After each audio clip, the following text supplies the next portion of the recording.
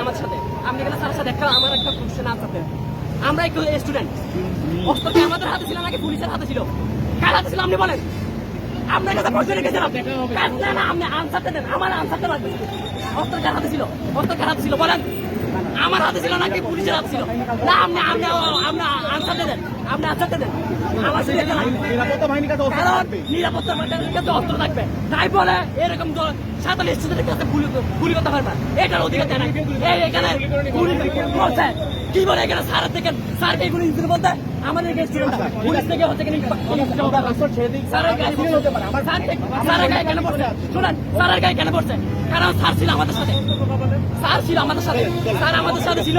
সেজন্য পুলিশ যখন আপনারা উঠেন রাস্তা ক্লিয়ার হয়ে গেছে। স্যারের গায়ে পড়ছে শুনো ভাই স্যারের গায়ে পড়ছে তোমার দায়িত্ব ভাই আছে তাতে